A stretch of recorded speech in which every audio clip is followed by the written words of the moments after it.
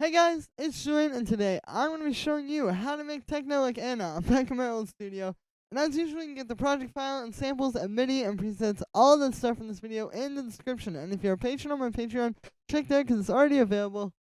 And yeah, let's dive in. So, first sound we've got here is the kick, which sounds like this.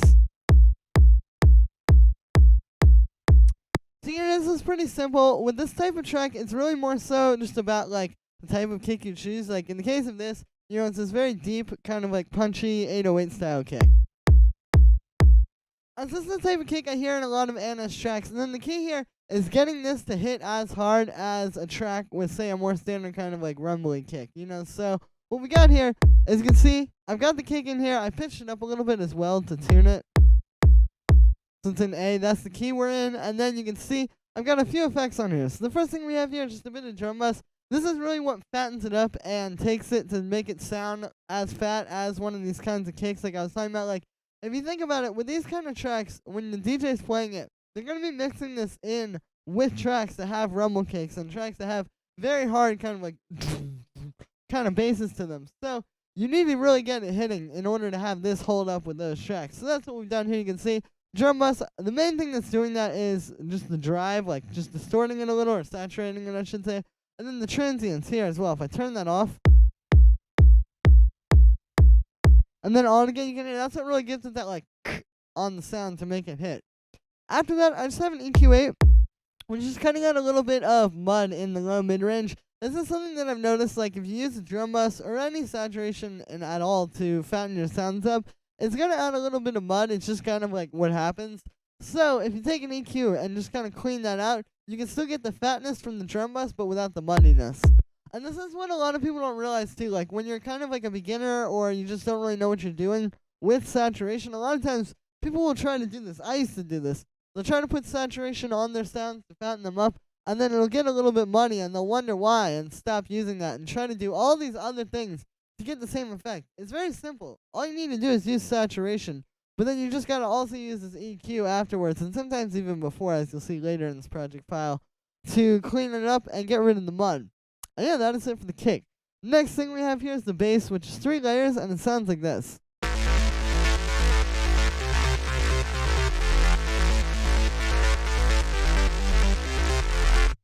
So here's the MIDI. I'll show you. This is what every single bass except for the sub is playing. I'll explain that when I get to it.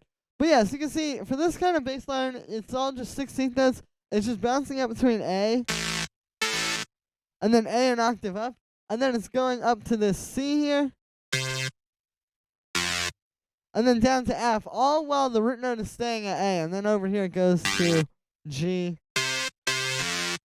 and then same notes. So really with this one, like I said, it's about just setting up this really simple just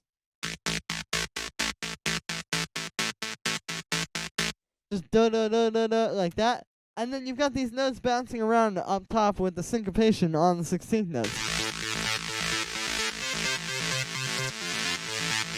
and it creates a lot of energy, and it gives you this really like strong, powerful bass line. Especially with this type of track. Like say you would have like this, maybe filtered down throughout the track. Like you do something like this, and then it's building up and building up, and then you get to this part. And it's just so powerful and full sounding because it's bouncing around. You can see, like, we really don't have a lot else happening in this track. Like, this is mostly focused around this bass line, and it's because it's just so big and powerful. So that's what you want to go for. So what I've got here is I've got 3 layers. The first layer is this one, which sounds like this. So this is made using analog. You can see it's just 2 saw waves, an octave apart. I've also got a little bit of a little bit of noise on top of that. We got the amp envelope set like this, and then I've just got a bit of unison. And then after that, I've got a bit of chorus to sort of spread the sound out and make it a bit bigger. And then, speaking of making it bigger, we got a bit of drum bus. So this is really fattening the sound up. I'll turn this off and show you. Here's without it. And then with it, so you can hear, this is how you really get one of these kind of sounds to sound big and sound so full like this. Like without it, it's just not really going to hold up. And this is another thing too, like I was saying, you're gonna be mixing this in with tracks that have rumble kicks, and rumble kicks are really, really fat. So you need to do everything you can to make this bass as fat as possible to make it really work and hold up against that. And yeah, and then the last thing we have in there is just an EQ8 cutting out the low end. boosting the high end a little, and that is it for the first bass. The next sound we've got here is the second bass layer, which sounds like this.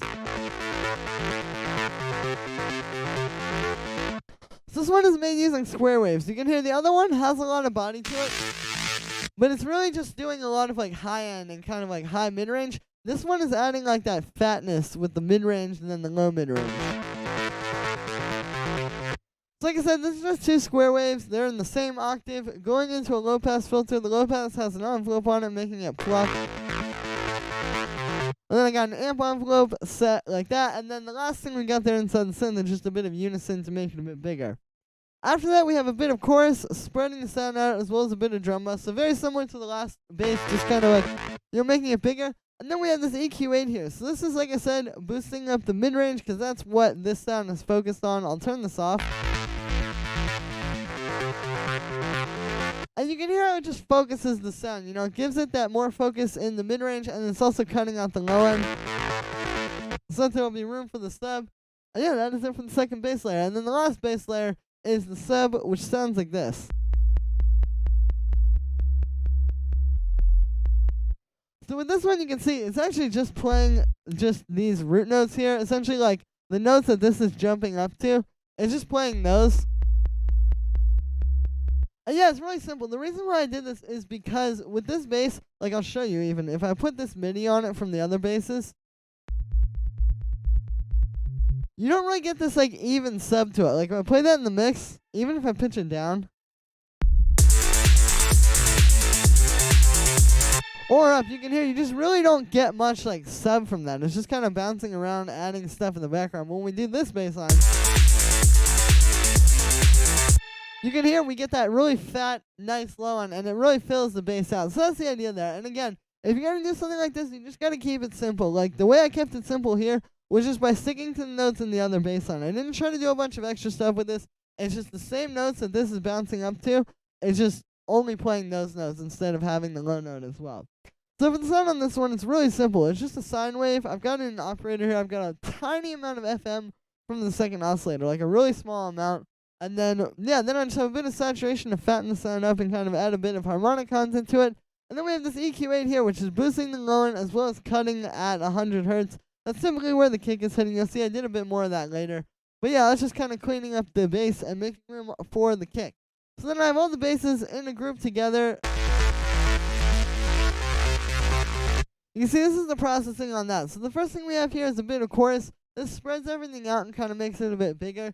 And then also with that, we have this utilities. This is really essential because what I'm doing with this is I'm using this bass mono setting. Essentially what it's doing is everything below 500 hertz is going to be completely mono. This is really powerful with a bass because if I turn this off, you can hear it sounds full, but it doesn't sound as fat as this does. So to get the fatness, you really need the mono. You really need like the sub and the low end and the low mid range to be in mono. So that's the idea with this. It just takes this and makes everything mono. And this is also why I'm comfortable putting chorus on this, even though it's like chorus on the sub. Typically, you wouldn't want to do that.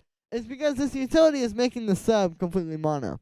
After that, we have an EQ8, just cutting the, like at 100 hertz, just to make a little bit of room for the kick, as well as boosting this stuff and boosting the low end. This is just going into the drum bus. It's kind of like I was saying before. It's like with the saturation, you just need to do everything you can to kind of shape the sound, and you'll get the fatness from the saturation, but without all the messiness that you would normally get. And then so the idea with this one is also it's kind of like going into that, with saturation, it's like however much signal you put into it. If you know anything about guitar pedals, you know how this works. It's like if you have something that's a little bit louder, it's going to be more distorted and more saturated. So with the EQ8, I essentially think of this as like a volume knob, right? So all this is doing is it's just a very specialized volume knob where we're turning down the volume of this range going into the drum bus, so that range isn't going to get as saturated, and then we're turning up the volumes of these two so that those will get saturated a little bit more.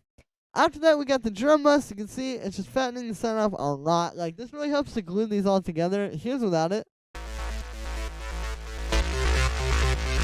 And then with it, it's like night and day. Like, you need this to really just give it that fullness and that professional sound. After that, I've got a bit of EQ8 again, just kind of cutting at 100 hertz, and then boosting the mid-range, boosting the highs a little bit.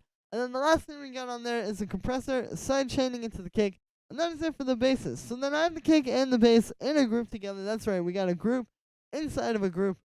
But yeah, this is just known as a bus. It's a low-end bus in this case. Essentially what bussing is you take multiple different sounds that are kind of in the same range or like similar. So in this case, all the low-end stuff, the kick and the bass, and you group them together and process them together, and it makes everything a lot fatter and a lot stronger. I do this in almost all of my videos. You can see I've also done it down here with the hi-hats and the snare. It's just a really good way to glue these all together. I can show you what I mean if I turn off the processing on these. Here's without this.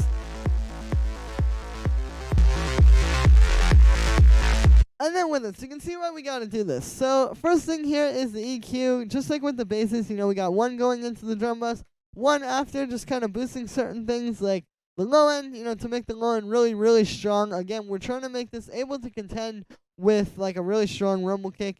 And then also cutting out the mud in the low mid-range. And then this one has a little bit of a mid-range boost and a little bit of a high end boost as well. Just to really get those basses to stand out. Like when I was putting this up against reference tracks from Anna's discography, like for example, Forever Ravers, to really get that full kind of bass sound like you hear in her tracks like that, you need to kind of boost this a little bit because you're going to get, that's the only way you're really going to get that mid-range to really be pumping. And yeah, that is it for the low-end bus. The only other thing there is, like I said, the drum bus just kind of glues everything together. Here's without it.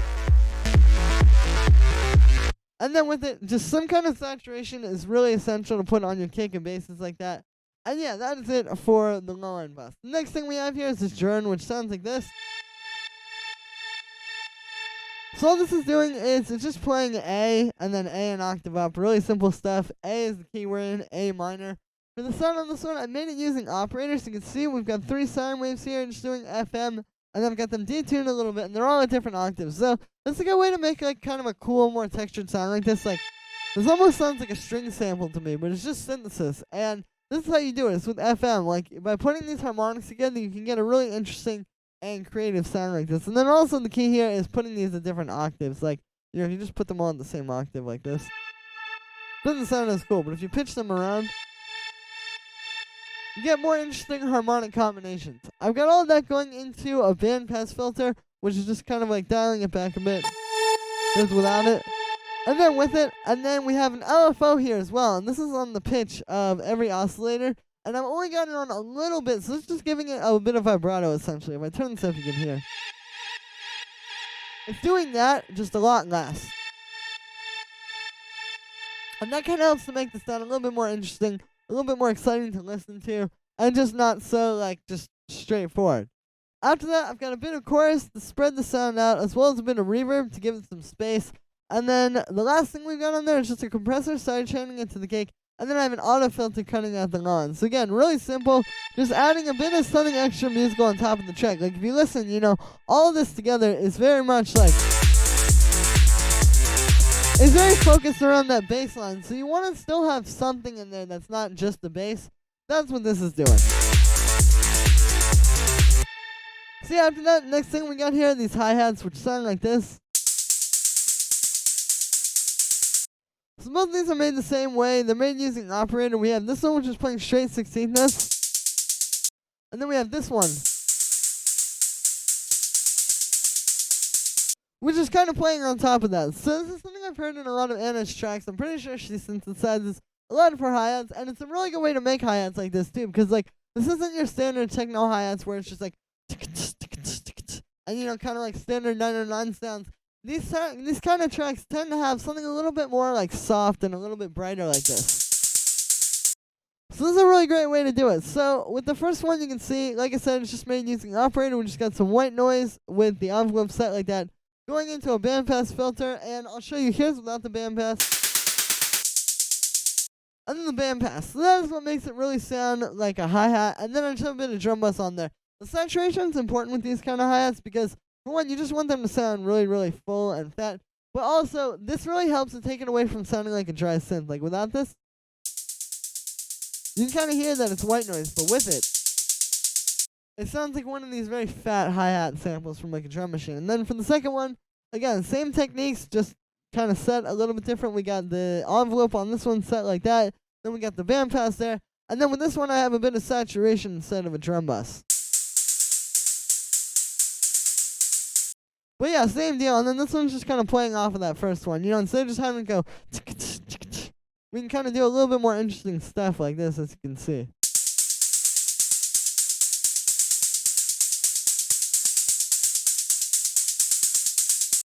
So yeah, after that we got the snare, which sounds like this. And this one's really simple. It's just this kind of like punchy drum machine style snare. This is what you want in these types of tracks. And then we just have a very short reverb on it. You can see the K time's down a bunch. And then I've got a saturator on that as well to kind of fatten it up and make it punch through a little bit more. And this also helps to bring out the reverb. You can hear if I put the reverb after the saturator versus before, the reverb's a lot stronger when we have it before the saturator. And yeah, and then I have those drums in a group, aka a bus, just like I was talking about before. So again, just takes all the similar sounds, puts them in a group together, and then you fatten them up together. And you can hear it sounds really strong because of this. So here's with nothing.